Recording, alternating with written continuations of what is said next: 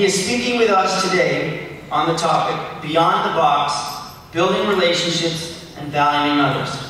Please join me in giving a huge hand to Peter Davison.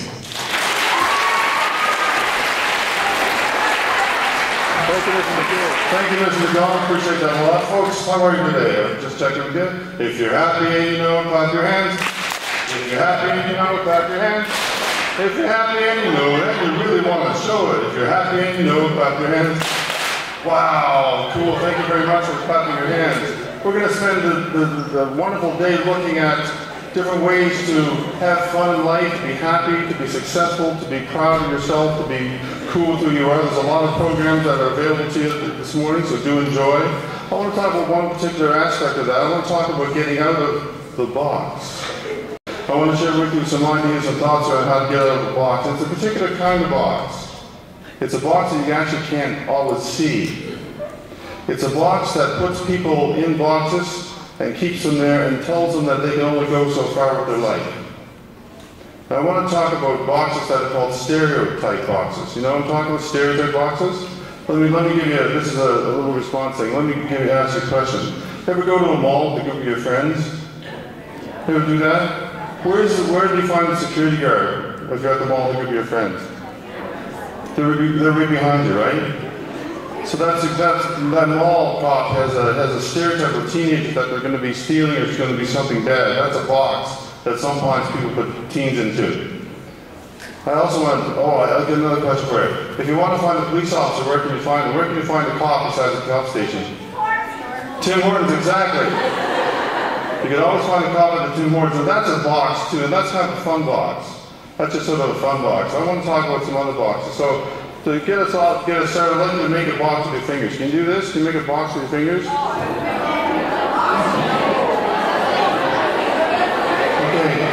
And what I'd like you to do is look at somebody through your box. Look at somebody. Look at somebody. Look at somebody around.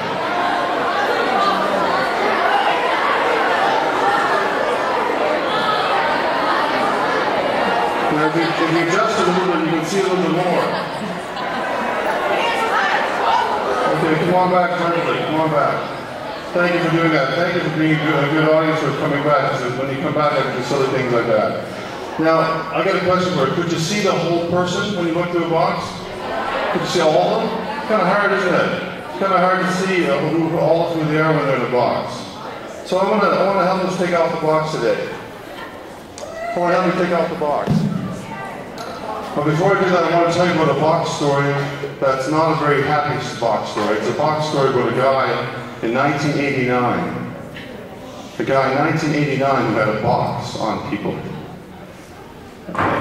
And he walked into a school. Now it wasn't a grades 5, 6, 7, 8, 9 school. It wasn't junior high. It was a college in Montreal called the Cole Polytechnique. And the Cole Polytechnique is an engineering school. It's where people build bridges and space shuttles and Canadarms and engineer cars, all the stuff that engineers do. He walked into school on December the 6th, it was a cold December day, he walked into school on December the 6th, and he had a gun with him. It was a .22 rifle with a big clip in it. And he walked into the classroom, and he looked at all the boys and the girls, and all the men and the women in the classroom, and he said, I want all the guys to leave the room. I want the guys to leave the room.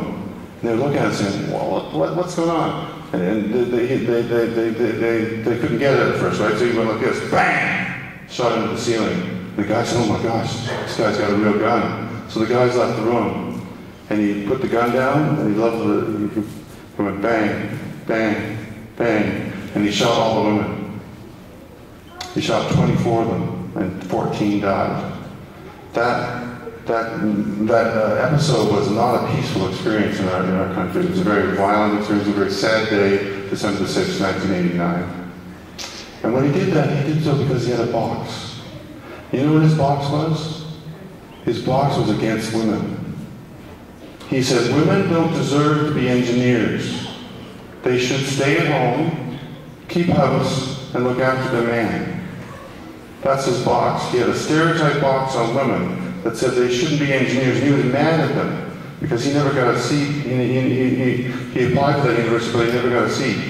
He never got in. So he blamed all the women. He shot them because they were women, because he thought they should be in a box. Now, a bunch of friends of mine were really upset about that. They're really upset about that episode of him going into the school and doing that, because he picked out the girl, he picked out the women and said, you shouldn't be successful women having your own career. You should stay home and do the housework. That's the box I want you to be in. And when they weren't in the box, he gave them a hard time and he actually killed something. That's a box. So a bunch of friends of mine, a bunch of guys actually said, look, you know, this isn't right.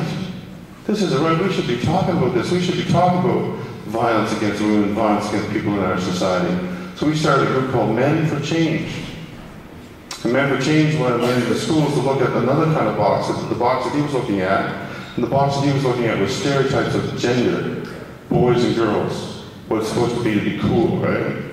So we went into high schools and junior high schools and did lots of talks. And we got this list of what it means to be a boy, what it means to fit into the box to be a boy. You know what some of the stuff that's on the list is? You gotta be tough. You gotta be in control. You never cry. And you have to have muscles. The beach is that way. That's a stereotype box that guys have to fit into. And the stereotype for girls, you gotta be passive. You gotta be skinny. You gotta be pretty. You gotta have long blonde hair. You have to be sexy for your man. Like, good enough for you, baby.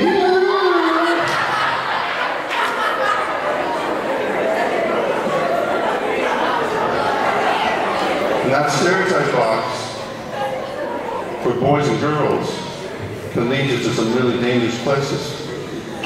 Because the truth of it is, folks, boys and girls are more than what's fit into a box. Boys and girls are more than that. Men and women are more than just what they're supposed to be fitting into a box. So the guys and I wrote a book. We did talks at school. We wrote a book called The Healthy Relationships Curriculum. And it's for Bravo people. Bravo, B-R-A-V-O, B-R-A-V-O. It's for Bravo people who want to build relationships and value others. B-R-A-V-O. So we wrote a book for Bravo people. And we got a call one day. We got a call from the Los Angeles County Office of Education, Los Angeles, California, in Hollywood, to the Walk of the Stars, the whole show. They gave us a call and said, look, we got your book. I said, well, that's good. So we want to fly out to train our teachers who work in the jails. Because in Los Angeles, California, they put 60,000 kids in jail every year. 60,000 teenagers like you. They put them in jail because they get in trouble with the law. And that's another box story. They called us up and they said, look, we will fly out to California. We'll pay you for a week of training. We'll put you in a nice hotel. We'll give you Disneyland tickets. I said, the only thing is, we have to do the third week of March. Can you make it? I said, I'll get back to you. I think I can make it. I'll clear my schedule. Thank you very much. So I was happy to go to California and help with the gangs in Los Angeles. When I was there, I met a young man named James. And James was a gang member. He was 15 years old. And he had the biggest brown eyes I've ever seen. And when I was talking with James at the end of one of the programs, he said, James, how you doing? I said, oh, good, Mr. D. I thought they called me Mr. D. Good, Mr. D. I said, James, tell me a little about yourself. What's your set? That's street talk for what you're gang. And he said, Hoover's 57. I said, well, that's good. No, James, what are you in jail for? He said, well, I was carrying a strap. That's street talk for a gun. So there's a 15-year-old walking down the street with a gun and got arrested. And I said, James, I looked at his big brown eyes. I said, James, I'm just curious, what's your street name? He looked at me with his big brown eyes. He said, my street name? He says, it's Evil. And I went, what? I did like a double take. What? And I said, and I thought to myself, he's put himself in a box. He's put himself in a box. He thinks he's an evil boy because he's been on the streets and with gang members. And I thought that's another kind of box. There's boxes that we put other people in. There's boxes we put ourselves in. So the program today is hopefully going to cover some different topics like that. Now, I wanted to, I had one of those insights. You know, you get those little insights, you get those little thoughts, little flickers of imagination. I had a crazy question to ask him. I said, James, what's your grandmother call you? He looked at me with his big brown eyes. He said, my grandmother? She calls me Jimmy Boo. And I said, well, James, somewhere between Evil and Jimmy Boo, is a real man, is a real boy. So yes, sir, that's right.